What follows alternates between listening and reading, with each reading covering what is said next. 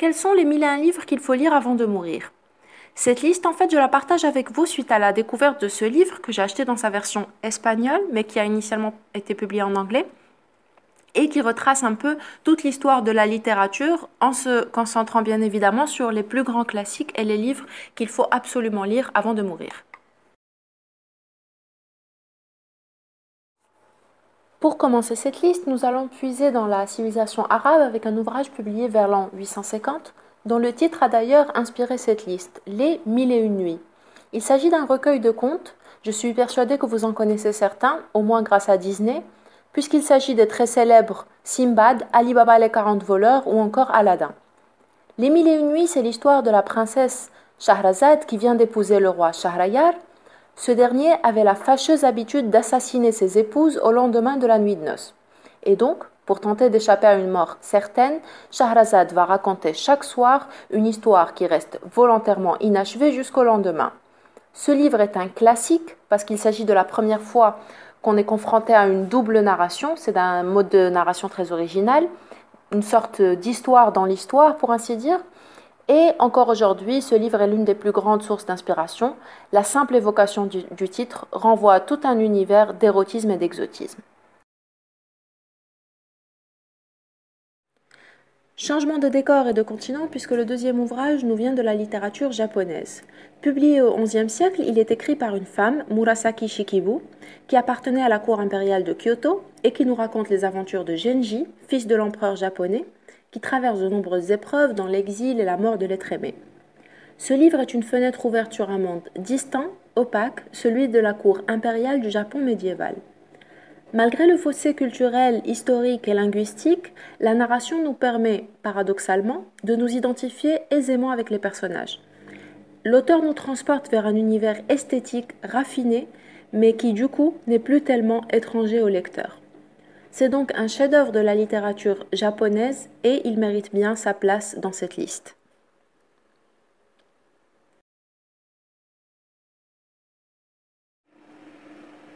La première publication du poème du Cid date de 1779, seulement 10 ans avant la Révolution française. Elle est donc bien postérieure à l'écriture du livre, qui elle date plutôt du XIIe siècle, époque de la Reconquista, reconquête des territoires chrétiens, et de la coexistence des couronnes de Castille et d'Aragon. Le Cid est l'histoire d'un héros de la noblesse espagnole, Rodrigo Díaz de Vivar, qui se lance à la conquête de Valence et qui a l'étoffe d'un véritable justicier, avec un sens aigu de l'honneur, mais aussi le sens des affaires. Ce personnage contradictoire, admirable par son courage, mais en même temps calculateur et fourbe, dessine un portrait du chevalier médiéval. C'est finalement un peu l'ancêtre du Don Quichotte de Cervantes, puisqu'il y a déjà dans le Cid cette parodie de l'idéal chevaleresque.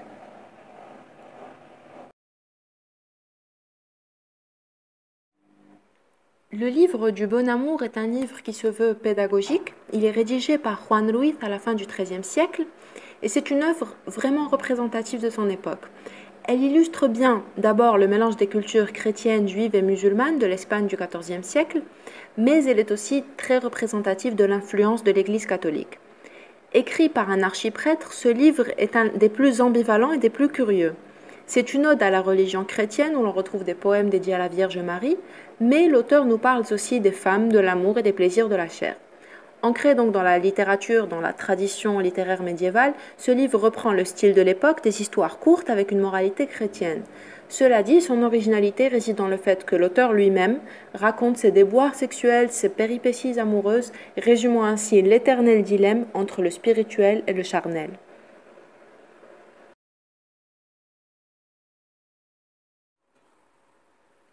On reste toujours dans l'Espagne médiévale, et c'est là un livre écrit par Don Juan Manuel, qui est, pour faire un parallèle avec la littérature française, à l'image un peu de l'éducation de Pantagruel de François Rabelais. C'est une série d'histoires courtes à caractère pédagogique et à travers lesquelles le maître Patronio instruit le disciple Lucanor par l'exemplarité de son comportement. C'est un didactisme typique médiéval marqué par l'autoritarisme qui vise à la reproduction de l'exemple et de la tradition et non à la recherche de solutions nouvelles. L'intérêt néanmoins de cette littérature, c'est le mélange d'influences grecques, arabes, adaptées à la culture chrétienne de l'époque.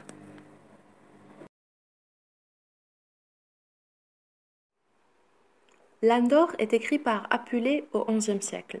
Ce livre est une série d'aventures vécues et racontées à la première personne par un jeune aristocrate romain nommé Lucius. Accidentellement transformé en âne par sa maîtresse, le héros traverse de nombreux obstacles pour tenter de retrouver sa forme humaine. C'est un livre dont le sujet principal est la magie, mais qui mêle aussi la farce, la mythologie, et traite aussi de la vie des esclaves sous l'Empire romain. Nombreux l'interprètent comme une satire sociale, d'autres comme une mise à distance de la sorcellerie par le comique. Il s'agit en tout cas d'un livre unique en son genre, qui échappe à la morale judéo-chrétienne et où la narration est drôle et audacieuse.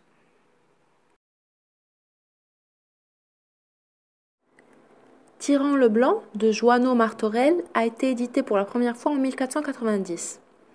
C'est un précieux document historique. Il décrit avec beaucoup de réalisme les stratégies guerrières de l'époque, la vie militaire et la vie dans les cours de Valence, Naples et Constantinople. Les récits où se mêlent le fantastique et le réel ne manquent pas d'humour. Cervantes lui-même a décrit ce livre comme un trésor et une véritable mine d'or.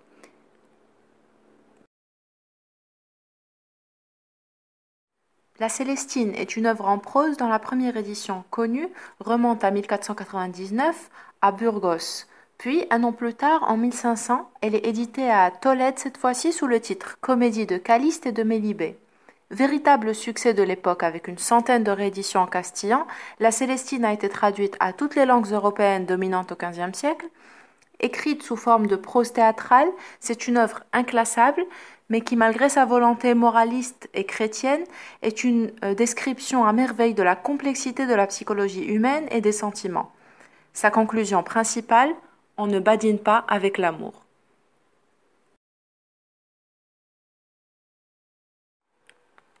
Amadis de Gaule est un roman de chevalerie écrit par Rodriguez de Montalvo, reprenant des histoires qui circulaient dès les années 1360 dans la péninsule ibérique. L'œuvre d'origine paraît en 1508 en langue espagnole.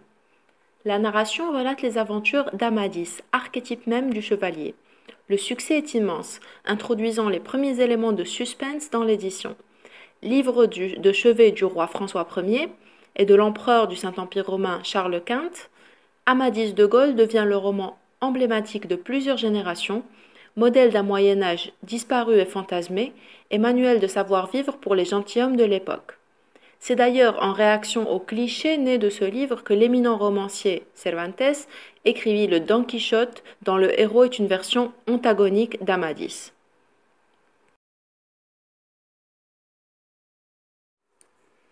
Il y a plusieurs théories sur l'auteur présumé de ce court récit autobiographique, mais il n'y a pas vraiment de consensus. Il est encore de nos jours cité comme une œuvre anonyme. Lazare est un personnage nouveau dans la littérature qui tourne en dérision les valeurs de la société, telles que la foi et l'honneur. Il porte un regard noir, ironique sur le monde et met à nu la dureté, le cynisme de la société. Très loin de l'idéal chevaleresque ou de la tradition chrétienne, c'est un livre d'un nouveau genre, cru, vrai, fidèle à la réalité et sans la moindre hypocrisie. Avec cette œuvre naît le genre littéraire dit roman picaresque et qui triomphe dans l'Espagne du XVIe siècle. Dans cette histoire de la littérature, on peut voir ce livre comme le parfait trait d'union entre Landor d'Apulée et Les Misérables de Victor Hugo. Il est temps maintenant de faire une place dans notre liste à notre premier auteur français et qui n'est évidemment pas le dernier. Gargantua et Pantagruel est une œuvre maîtresse dans l'histoire de la littérature. Écrite par François Rabelais, elle inaugure la nouvelle littéraire dans toute sa splendeur. L'histoire de Gargantua et Pantagruel, c'est celle de Grand Gousier, Gargantua et Pantagruel qui sont des rois, des géants, qui règnent en utopie près de Chinon en Touraine. Tel est le lieu de la scène. Quant à l'action, elle est impossible à suivre. L'auteur introduit ses personnages dans la vie, raconte leur enfance, fait le procès à l'éducation qu'ont donné de son temps, puis, au gré de sa fantaisie, il sème les épisodes les plus divers, les digressions les plus burlesques. L'œuvre est à la fois une protestation contre les horreurs et les injustices de la guerre, une critique acerbe de l'éducation de l'époque, une dénonciation aussi du couvent qui, selon Rabelais, enlève à la société des hommes faits pour l'action, qui sont de mauvais moines et qui feraient d'excellents soldats, laboureurs ou artisans. Et avec ce livre, définitivement, Rabelais inscrit son nom dans l'histoire comme un visionnaire nettement en avance sur son temps. Les Lusiades sont depuis 4 siècles l'épopée nationale des Portugais. Poème écrit en octaves, c'est-à-dire en strophes de 8 octosyllabes, il compte le fameux voyage de Vasco de Gama qui, en 1497, décide de relier l'Europe à l'Inde par la route du Cap de Bonne-Espérance. Le vrai sujet de cette épopée, c'est la gloire portugaise. La gloire qui, en effet, pour la Renaissance humaniste, est une valeur suprême. Elle permet aux héros de donner un sens à leur vie et de vaincre la mort. Le héros que célèbre le poème est donc, par-delà Vasco de Gama, le peuple portugais tout entier. Cela dit, l'épopée reste moderne, l'auteur n'est pas dupe. Il décrit les crimes perpétrés sous prétexte de répandre le christianisme et critique avec virulence la corruption qui sévit dans l'Empire. En ce sens, c'est un récit universel, une épopée à la fois moderne et classique.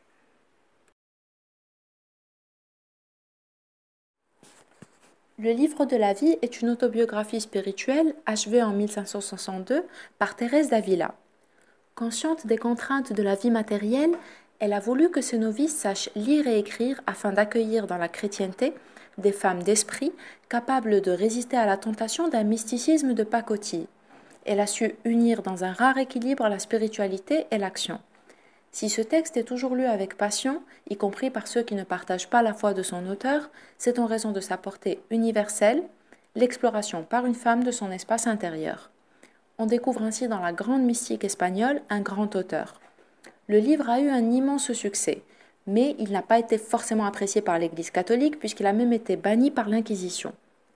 Son succès n'est pas seulement lié au contenu, mais aussi au style d'écriture, le temps est léger, les expressions familières et contrastent dans l'imaginaire collectif avec la piété et la religion telles que pratiquées à l'époque. Ce livre est directement inspiré du Lazare de Tormes, évoqué précédemment dans notre liste. C'est la première nouvelle picaresque qui se proclame de ce genre littéraire. L'auteur, inspiré donc par Lazarillo, décide de profiter de la puissance narrative qu'offre le récit faussement autobiographique pour raconter une histoire d'une grande amplitude géographique et sociale. Divers personnages apparaissent comme des cardinaux romains, des ambassadeurs français, des marchands, mais aussi l'écrasante majorité qui sont les pauvres gens. Les auteurs de ce genre littéraire donnent une voix à ceux qui n'en avaient pas. Au-delà des anecdotes, ce qu'on retient, c'est un portrait social clairvoyant et réaliste qui saura séduire le lecteur attentif.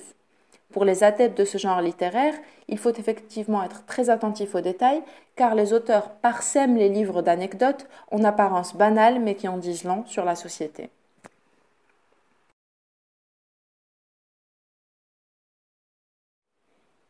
Il était temps d'accueillir enfin l'incontournable Cervantes. Nouvelles exemplaires s'inscrit dans la tradition italienne de la nouvelle courte de Boccaccio. Édité en 1613, on y retrouve l'influence idéologique d'Erasme. Entre parenthèses, en parlant d'Erasme, je me demande si Éloge de la folie est présent dans cette liste, car c'est un de mes ouvrages favoris et je pense qu'il y a toute sa place. Parmi ces nouvelles exemplaires de Cervantes, il y a L'illustre laveuse de vaisselle, Les deux jeunes filles, Le mariage trompeur, L'amant libéral ou encore Le colloque des chiens. Elles se divisent globalement en deux types de nouvelles, des nouvelles dites réalistes, un genre littéraire qu'on a déjà évoqué, et d'autres nouvelles dites idéalistes, qui se caractérisent par l'organisation d'une trame amoureuse avec une abondance d'événements, par la présence de personnages idéalisés, sans évolution psychologique et par le faible reflet de la réalité.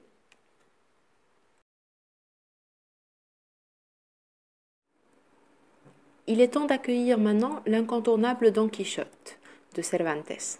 Édité pour la première fois en 1605, Don Quichotte est une exquise parodie du chevalier médiéval. C'est un grand classique en Espagne et partout dans le monde. Le livre est empreint d'une subtile ironie et se moque avec grande finesse des intentions nobles et des idéaux du personnage principal. Il y a dans les conversations de Don Quichotte une ode à la liberté, une défense précoce de la liberté de conscience. Il ne faut pas s'y tromper, Cervantes n'était pas un révolutionnaire, mais on peut dire qu'il était un catholique fervent, pas fanatique, un patriote engagé mais lucide et critique envers sa patrie. Le livre est empreint donc de cette nostalgie typique qui sévit dans les périodes de crise et qui nous fait regretter le bon vieux temps. C'est un ouvrage qui, tout en regrettant le passé, nous invite à réinventer la société contemporaine et revoir les valeurs sur lesquelles elle est construite. Sur le plan littéraire, Cervantes s'inspire d'Erasme et mélange toutes les formes narratives chevaleresques, picaresques et pastorales. C'est donc aussi une petite révolution dans la narration.